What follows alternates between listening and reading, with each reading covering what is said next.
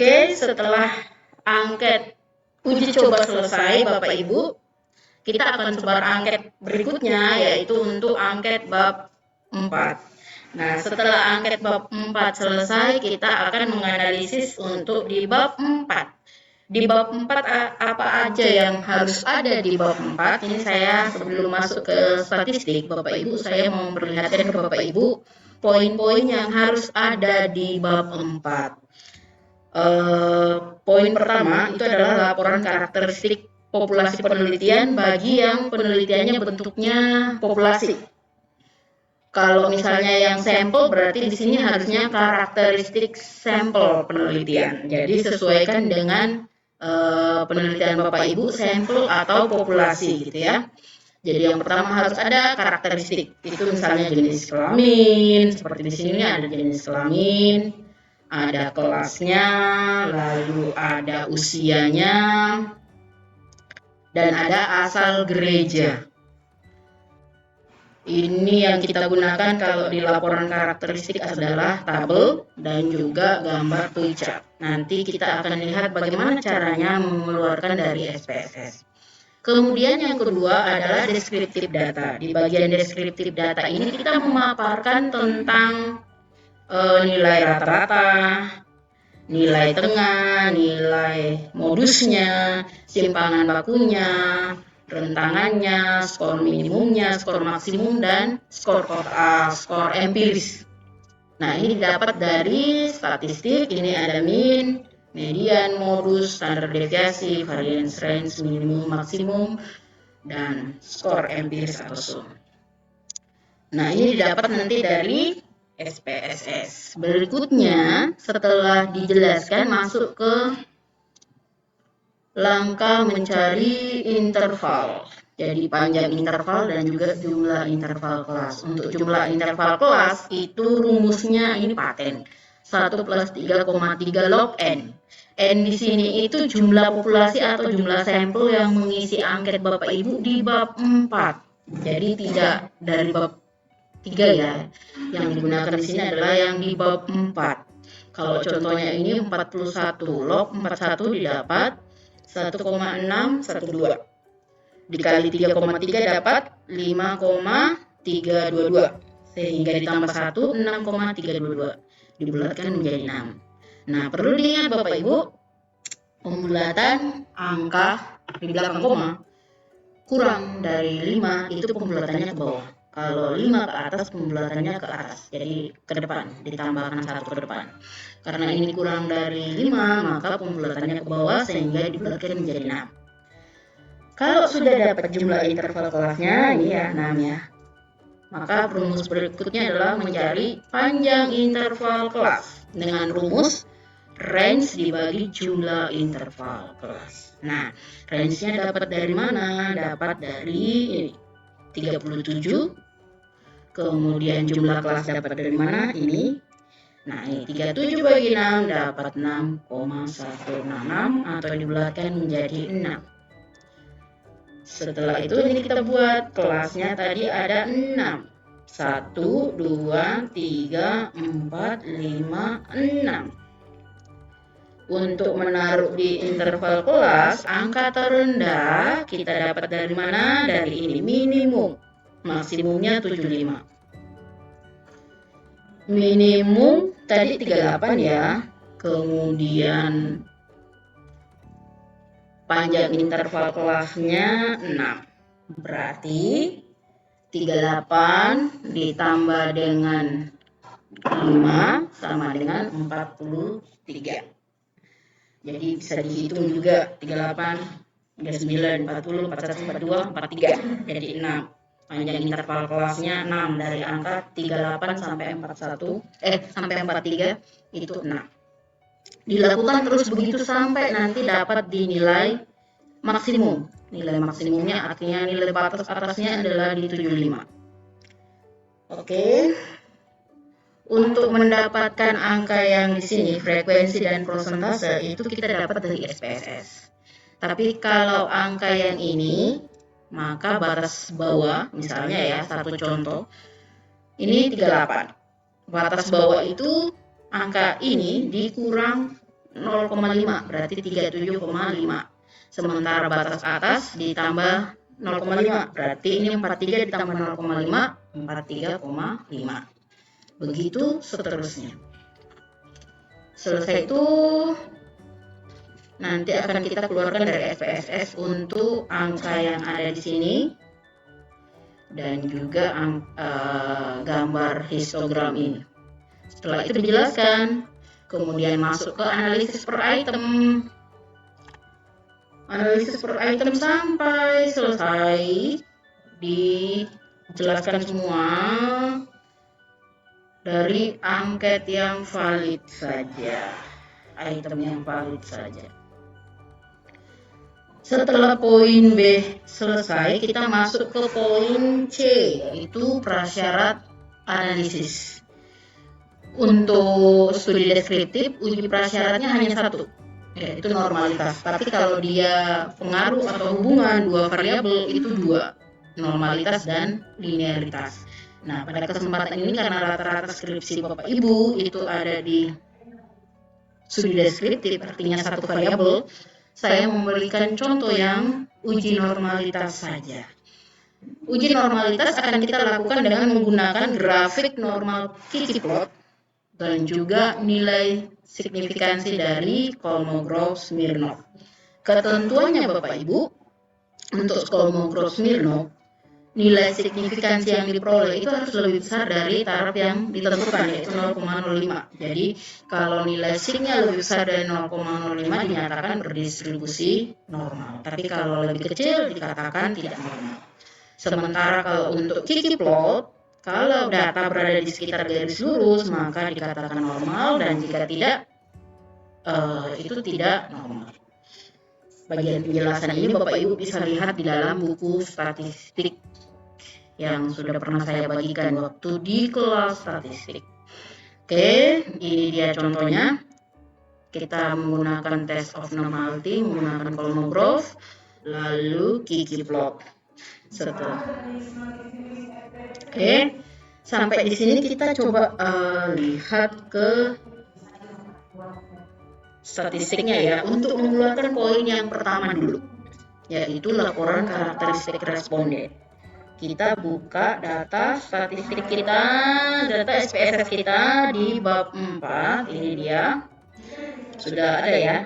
Ini nama, ini asal gereja, ini jenis kelamin, ini kelas dan usia. Berarti di sini ada 4 jenis laporan karakteristik yang harus kita keluarkan dari SPSS. Caranya gimana? Caranya gini. Bapak Ibu dari analyze, lalu deskriptif statistik, lalu frekuensi. Data yang ada di sini kalau misalnya Bapak Ibu sudah pernah menggunakan, Bapak Ibu pindahkan dulu, potongkan dulu. Nah, yang mau kita pindahkan ke variabel adalah ini, data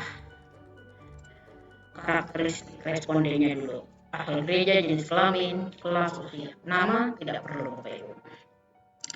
Kemudian untuk memunculkan pie chart-nya, kita klik chart, lalu pilih pie chart, lalu continue dan oke.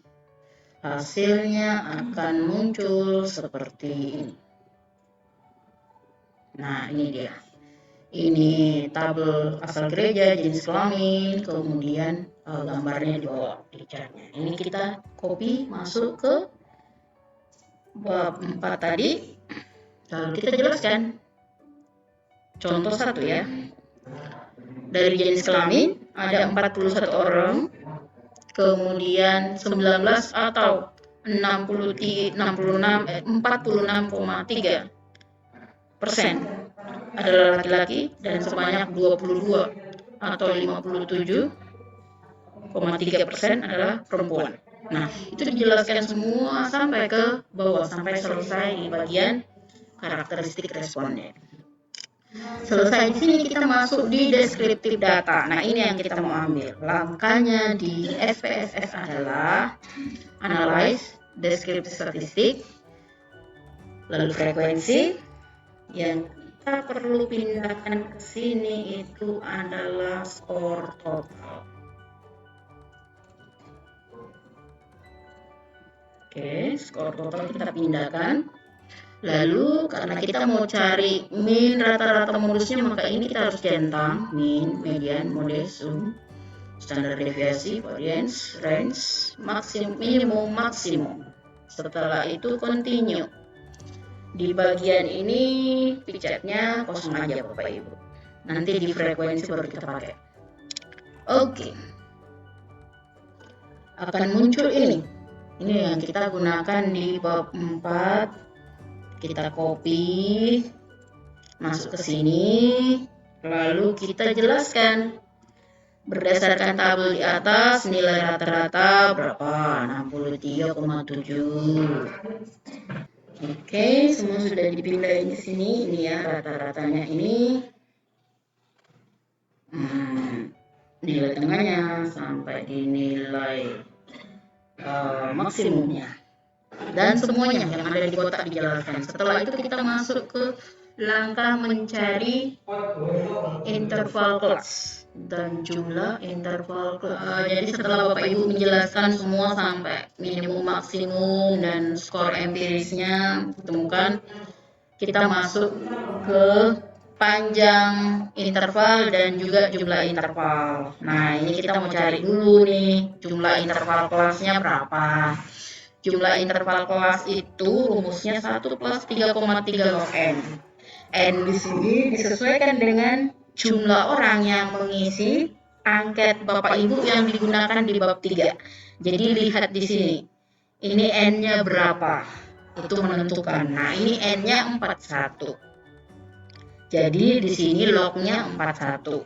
Log 41 didapat 1,612 dikali 3,3 dapat 5,322. 5,322 ditambah 1 jadi 6,322 atau dibulatkan menjadi 6. Kemudian panjang interval kelas adalah range dibagi dengan jumlah interval. Range-nya dapat dari mana tadi? Dapat dari sini ya, 37. 37 kita bagi dengan jumlah interval kelas yaitu 6. Jadi 37 dibagi 6 dapat 6,166 atau dibulatkan menjadi 6. Setelah itu kita buat ini. Sudah ya, tadi saya sudah jelaskan bagaimana cara mendapatkan ini. Sekarang kita tinggal lihat masuk ke SPSS. Nah, kalau di langkah mencari frekuensi Bapak Ibu, caranya itu adalah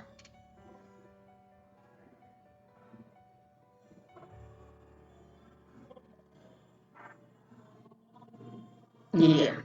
Di skor total ini Bapak Ibu copy lagi ke sini dan beri nama frekuensi. Jadi dibuat satu kali lagi di sini. Nanti bisa di sini langsung masuk, dia masuk di kelompok mana. Misalnya 64. 64 masuk di kelompok mana. Nah, ini.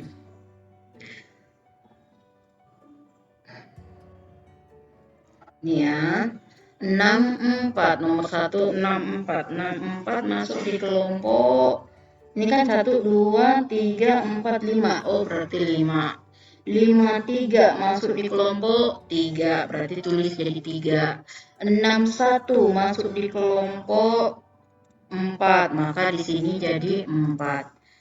Kemudian selanjutnya 67 masuk kelompok 5, berarti ini buat jadi 5. Nah, demikian seterusnya. Ini Bapak Ibu ditulis sesuai dengan kriteria yang sudah ada di sini tadi, yang ada di interval kelas.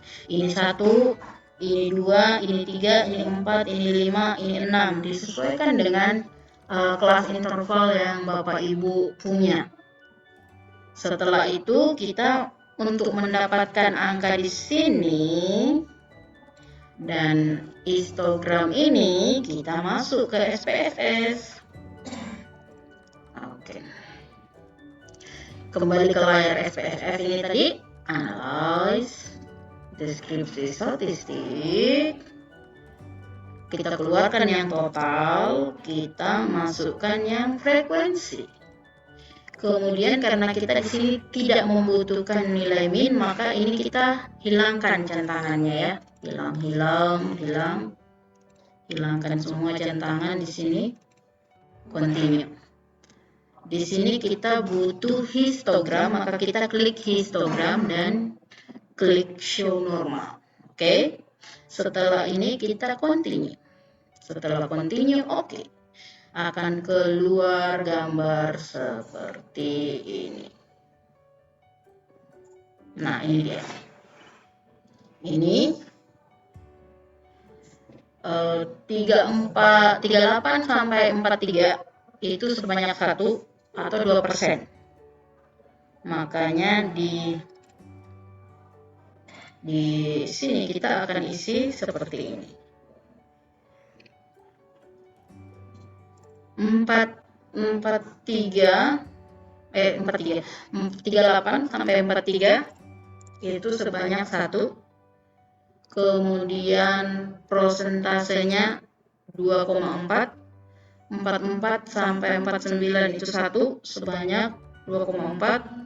50 sampai 55 itu 7, ini 7 ya sebanyak, lalu prosentasenya 17,1. Nah, ini dibuat sampai selesai. Kemudian ini di copy, ditaruh di bawah sini, kemudian tinggal dijelaskan aja. Nah, Bapak Ibu, ada satu yang saya lupa jelaskan tadi di bagian frekuensi. Kalau Bapak Ibu sudah selesai di frekuensi, nah ini data dari bab 4 ini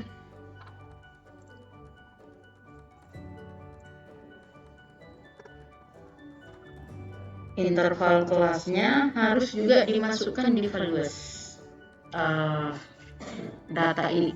Jadi sama kayak item 1, Bapak Ibu menulis 1 untuk STS. Nah, kalau ini 1 untuk 38 sampai 43, 2 untuk 44 sampai 49 dan seterusnya. Oke, itu ya.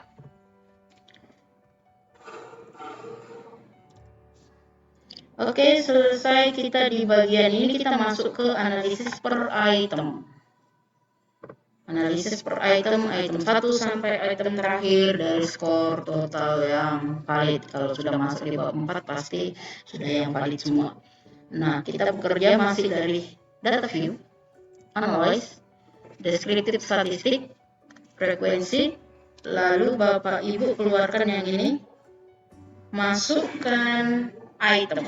Ini karena yang dari bab 3 dia punya 16 tapi tidak valid 1, berarti sekarang dia punya tinggal 15 item. Ini semua kita kosongkan, tidak perlu ada centangan. Catnya juga kosong saja, tidak perlu ada centangan.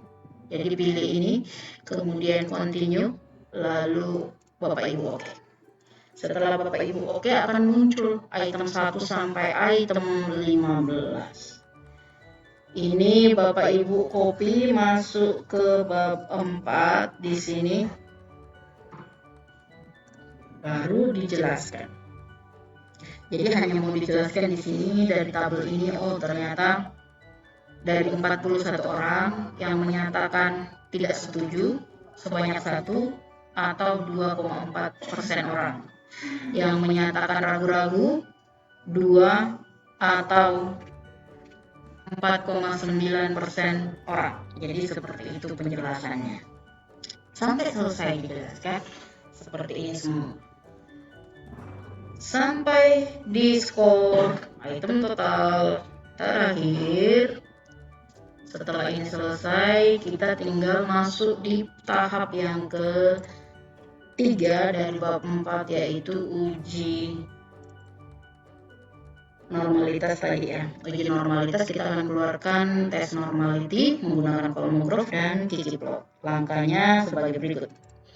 Bapak Ibu klik di sini, analyze, lalu Bapak Ibu klik statistik, lalu klik explore. Setelah explore-nya terbuka, ini kan ada dependen ya. Jadi yang diisi itu hanya kotak dependennya, masukkan skor total. Masukkan skor total, lihat di sini, karena tadi taraf signifikansinya 5%, artinya confident intervalnya harus 95%. Ini kalau sudah seperti ini, continue. Lalu kita klik plot. kita klik ini ya, plot tadi, lalu centang histogram dan centang normality plot. Setelah itu continue. Setelah di continue, oke, langsung akan muncul. Nah ini dia, test of normality dan normal Kiki plot, detrended Kiki plot. Kita pindahkan atau kita copy ini ke bab 4. Nah, di sini sebelum kita masuk bab 4, saya jelaskan dulu. Ada dua ya, Shapiro dengan Kolmogorov. Kalau Bapak Ibu respondennya atau sampelnya di bab 4 itu 30 ke atas pakai Kolmogorov. Tapi kalau yang kurang dari 30 pakai yang Shapiro. Oke, kita copy masuk ke bab 4. Nah, ini dia. Karena ini dia menggunakan lebih dari 30, berarti dia menggunakan yang Kolmogorov Smirnov. Nilai signifikannya dilihat di sini 0,200. Jadi 0,200 ini lebih besar dari 0,05, sehingga data dinyatakan berdistribusi normal. Kemudian kalau kita lihat di Kiki plotnya, ini gambar gitu ya. Jadi yang dimaksud garis lurus itu ini. Kemudian data itu adalah titik-titik ini. Jadi titik-titik ini kalau masih berada di sekitaran garis lurus, itu normal. Tapi kalau misalnya titiknya ada di sini, di atas sini, di bawah sini, jauh banget, itu tidak normal. Nah, untuk lebih menolongnya sebenarnya lihat di sini mudahnya. Lihat di angka perbandingan angka signifikansi yang ditentukan dengan yang diperoleh. Kalau lebih besar dari 0,05 itu valid, normal. Oke, sampai di uji normalitas selesai. Linearitas tidak perlu karena Bapak Ibu hanya satu variabel. Kemudian saya lanjutkan yang di terakhir di bawah 4 itu ada uji hipotesis. Di sini saya mau jelaskan kalau uji hipotesisnya Bapak Ibu itu menggunakan sampel dan tadi uji prasyaratnya normal, berarti Bapak Ibu akan melanjutkan dengan uji signifikansi atau uji T. Tapi kalau tidak normal, maka uji T tidak boleh digunakan, tapi nanti dengan rumus manual. Nah, bagi yang bukan sampel atau dia populasi, maka tidak bisa juga menggunakan uji T ini. Jadi langsung menggunakan rumus manual. Uji hipotesis deskriptif rumus manual nanti akan kita bahas di tutorial berikutnya kali ya. Oke, saya berikan contoh di sini. Ini sampel dan ini memenuhi prasyarat analisis. Berarti dia bisa menggunakan uji T. Nah, di sini bunyi hipotesisnya adalah diduga tingkat penggunaan kurikulum Superbook di sekolah minggu Kota Pekalongan berada pada kategori sedang atau kurang dari sampai dengan 60 dari nilai maksimum, sehingga dan nilai H-nya diduga tingkat penggunaan kurikulum Superbook di sekolah minggu Kota Pekalongan tidak berada pada kategori sedang atau lebih dari 60%. Nah, ini kalau dari SPSS-nya yang kita keluarkan untuk uji T itu adalah ini. Analisisnya bagaimana, langkahnya bagaimana di SPSS, ayo kita lakukan. Bapak Ibu dari analyze masuk di components, lalu pilih one sample test. One sample test, Bapak Ibu pindahkan skor total. Oke, 95. Nah, untuk tes value-nya di sini Bapak Ibu harus hitung. Nilainya, cara menghitungnya adalah jumlah angket yang valid dikali dengan jumlah angka tertinggi di dalam angket, kemudian dikali dengan nilai yang dihipotesiskan. Nah, kalau contoh ini kita gunakan, dia dapatnya adalah 45. Maka di tes value-nya itu kita harus isi 45. Di sini isi 45. Lalu klik OK. Setelah diklik OK akan muncul ini. Ini kita pindahkan ke bab 4. Nah, T hitungnya ini, DF-nya ini T hitung 13,945. Bapak Ibu perlu mengambil T tabel, cari yang DF 40 dengan signifikansi 5%. Nah, ini sudah dapat gitu ya.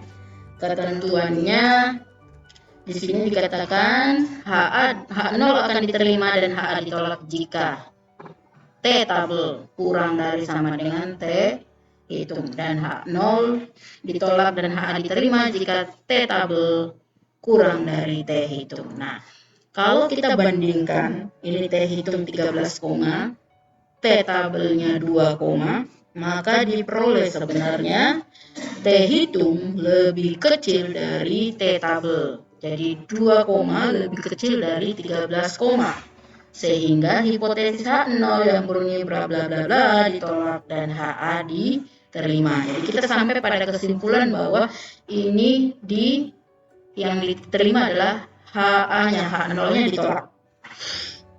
Setelah dapat kesimpulan ini, kita masuk ke rumus manual untuk mencari berapa gitu kan. Jadi ternyata bukan kurang dari 40 tapi bukan kurang dari 60 tapi lebih dari 40. Setelah tadi ya sudah sampai pada kesimpulan mana yang diterima, mana yang ditolak. Kita lanjutkan dengan menghitung nilai yang sebenarnya berapa. Nah, kita menggunakan rumus harga variabel sama dengan sigma skor empiris per sigma skor ideal dikali dengan 100%.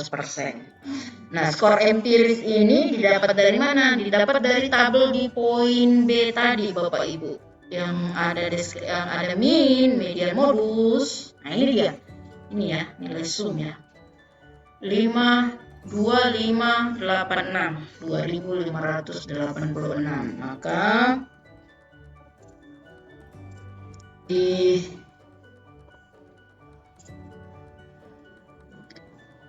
empiris bagian ini 2568 dapat dari mana tadi? Dari tabel di poin B. Sekarang yang kita perlu cari adalah skor ideal.